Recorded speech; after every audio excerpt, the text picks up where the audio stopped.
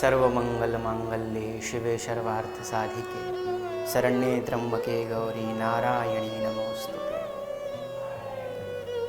माँ भगवती के चरण कमलों में अनुराग रखने वाले समस्त भक्तों को नवरात्र के पावन पर्व की बहुत बहुत शुभकामनाएं। बंधुओं, आज से चैत्र नवरात्र का पर्व शुरू हो रहा है। 9 रात्रियों तक इसको मनाया जाता है, इसलिए हम सभी इसको नवरात्रि के नाम से जानते हैं।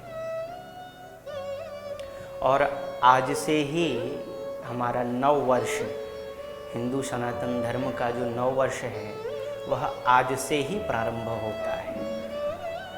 आज से हम सभी विक्रम संवत 2078 में प्रवेश करेंगे।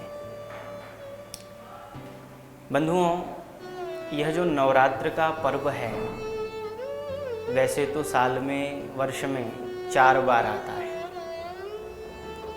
2 तो हम सभी जानते हैं और 2 गुप्त नवरात्रि होती है। भगवान ने यह नवरात्रि का विधान इसलिए बनाया ताकि हम ऐसे तो पाठ पूजा करते नहीं हैं, यज्ञ हवन आदि करते नहीं हैं। कहाँ तक कहें, अभी यदि हम कहीं जाते हैं देखने के लिए तो कई लोगों को यज्ञ कैसे किया जाता है इसके बारे में कुछ भी पता नहीं है, क्योंकि ना वो पूजा पाठ करते हैं, ना वो यज्ञ करते हैं, ना वो उपवास रखते हैं। ना जब वो नहीं करते हैं तो फिर उनका जो वंश है, जो उनका परिवार है, उनके जो बच्चे हैं, वो भी इन सभी कार्यों में नहीं लग पाते।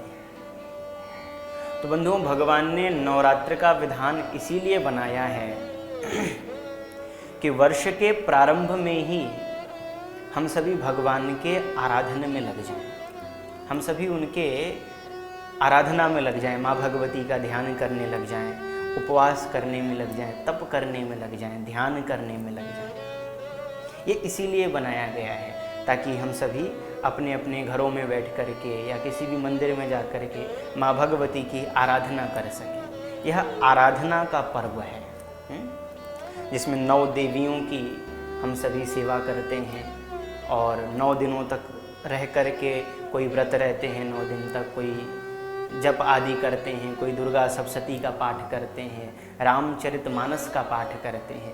इस प्रकार से नवरात्र के उत्सव को मनाते हैं। लेकिन बंधुओं, यह भी प्रायः कई जगहों पर देखा जाता है कि हम सभी नवरात्र में माँ भगवती की, अन्य देवी देवताओं की आराधना करते हैं। लेकिन आज के समय में जिस चीज़ की आवश्यकता है, मैं जिसलिए यहाँ पर आप सभी को संदेश देने के लिए आया हूँ, बंधुओं, हम देखते हैं कि हम नवरात्र में माँ भगवती को प्रसन्न करने के लिए उपवास करते हैं। हाँ, घरों में कलश रखते हैं, दीप प्रज्वलित करते हैं, उनकी आराधना करते हैं। लेकिन हम ये भूल जाते हैं कि घर में जो हमारी माँ हैं, जो वृद्ध माँ हैं, हम उनकी सेवा नहीं करते हैं। आप बताइए, जो जगदम्बा हैं, जो जगत की माता हैं, हम उनको तो प्रसन्न करने में लगे हैं, लेकिन अपनी माँ को भूल करके। क्या ऐसे जगदम्बा प्रसन्न होंगी?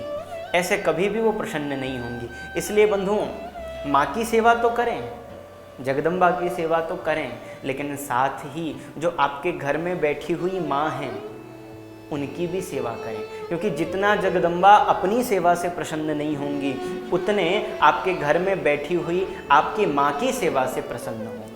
इसलिए बंधुओं, इस नवरात्रि से जो लोग करते आए हैं उनके लिए तो बहुत अच्छी बात है, लेकिन जो नहीं करते हैं तो आज से संकल्प लें कि हम जगदम्बा की पूजा से पहले अपनी माँ की सेवा करेंगे, गौ माता की सेवा करेंगे, अपने परिवार का पालन करेंगे। परिवार में माँ भी आती है, उनकी भी सेवा करेंगे।